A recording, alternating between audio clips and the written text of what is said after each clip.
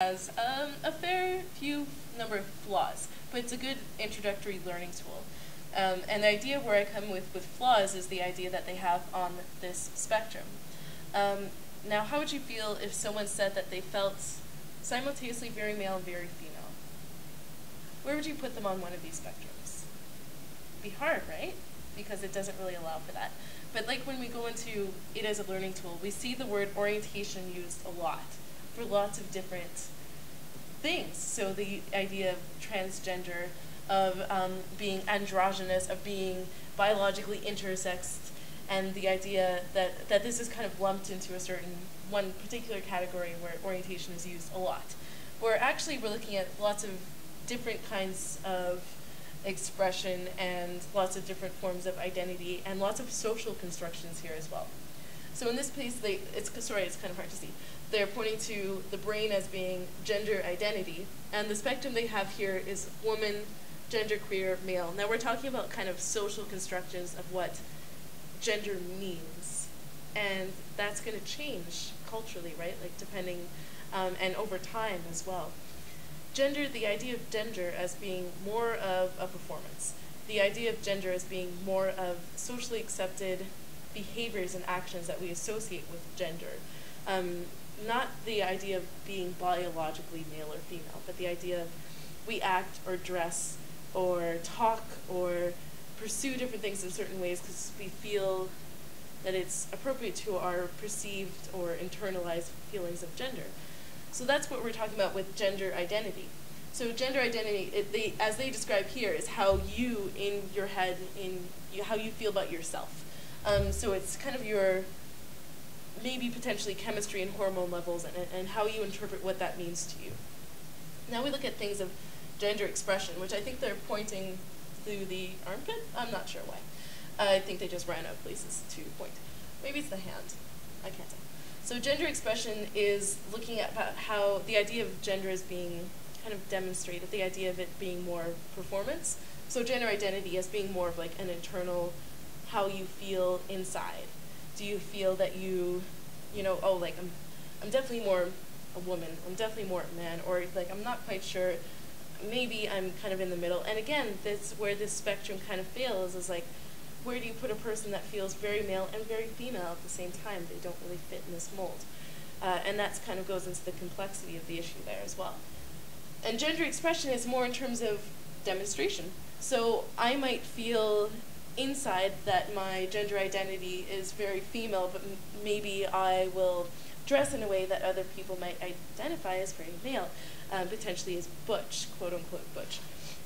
So it's in terms of demonstration based on these traditional gender roles of, you know, what a woman or man is supposed to look like. And this goes into the way you dress, as well as acting, behaving, and interacting. One of our performers is an ally. He's male, and he identifies as male. And he said that because he's a dancer, he moves in certain ways. He has very fluid motions that people identify as feminine. Not him necessarily, but how externally people identify that kind of action. So that's interesting too.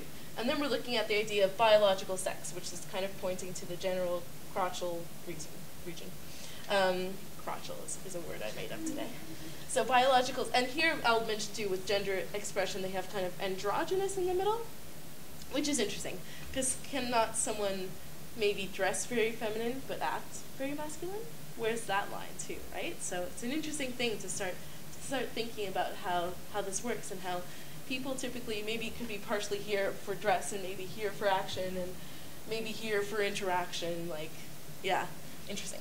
Biological sex is more in terms of what we think about, and often is confused for gender, but it's like your biology, it's your measurable organs.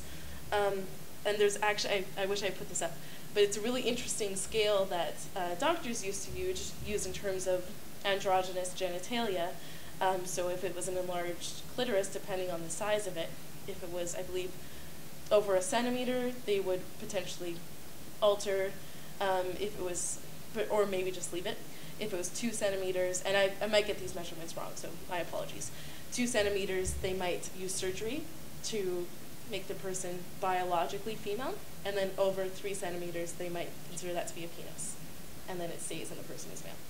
So it's really an arbitrary way of determining biological sex, and fortunately this doesn't happen, I'm going to say quite as much, but it certainly does happen at times too, and that's something that potentially that used to be often determined at birth, before that child had any possible way of knowing their identity, because they're a baby, so they would have known. So we think of, and in this sense, we think of females as having a vagina and ovaries and potentially breasts and XX chromosomes. And we think of male as having like a penis and testes and XY, and that intersex being a certain combination.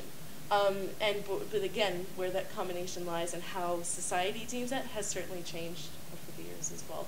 And then, like I said, that often the response there was surgery to make female instead of male, because I think the expression was easier to drill a hole than build a pole, something like that. So that is an actual expression. I swear I'm not making that up.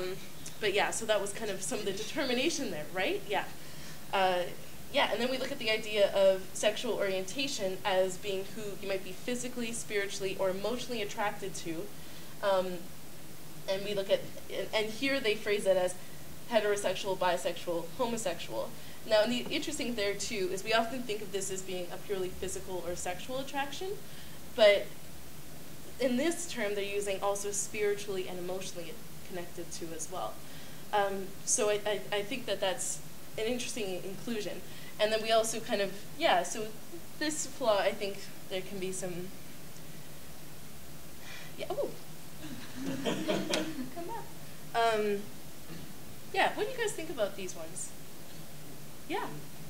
So, I don't know, for me, I was thinking that couldn't a form of like your gender expression be what your sexual orientation is? Not necessarily. The two could be correlated, but they could be separate as well. So for example, I could internally, as my gender identity, I could internally think of myself as a woman, and I could express myself in very masculine ways. However, I might also identify as heterosexual. Oh. Do you see what I mean? Yes, like, yeah. And then my biological sex organs might be completely separate from all of those things. Yeah. That cleared it up. Yeah. I actually just wrote a paper for a class about bisexuality, and I was looking at this and talked all about this.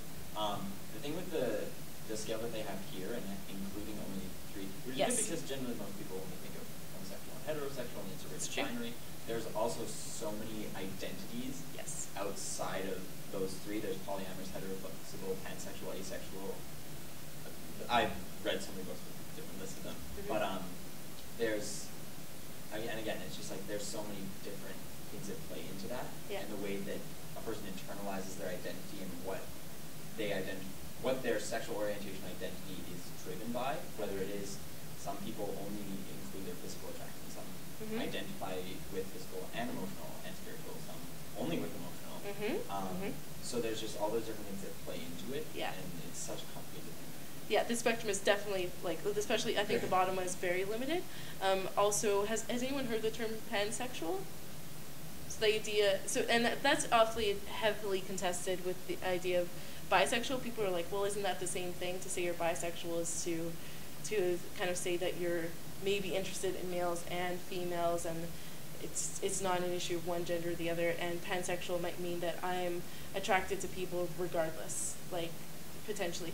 So there's, yeah, those 2 terms I think a lot of people in the community can get kind of heated over. What I've never heard heteroflexible. Heteroflexible is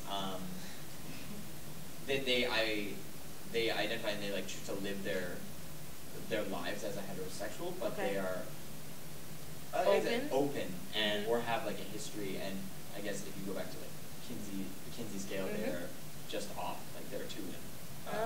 Like a 2 on the Kinsey, or no, it's 0 so a 1 on. Yeah. Have you guys heard of Kinsey scale before? That because I just was researching this. No, this is great. This is great. This is great.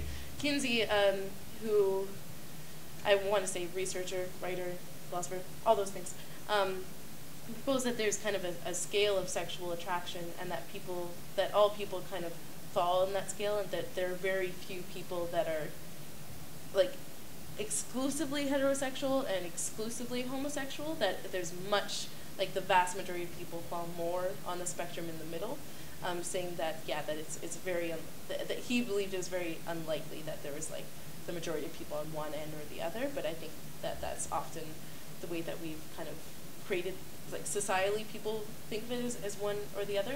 And yeah, you'll see a lot of backlash against people who identify as bisexual, as people saying like, oh, well, you know, you can't have it both ways, or you're not really bisexual. And often for bisexual men, it's like, oh, they're really gay and that kind of thing, but they just haven't fully come out of the closet.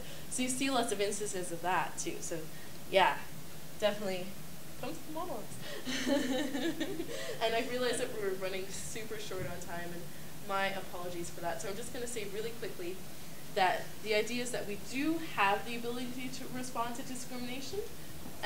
We can use, and I'd like to clarify what it says to stand up for others, also to stand up for yourself. And that we can kind of like, and that's the idea with leadership too, is taking on that, and it can be tricky. So I'm just going to hand out really quickly as kind of take home two things. One is the xenophobia scale, because it's just kind of interesting in terms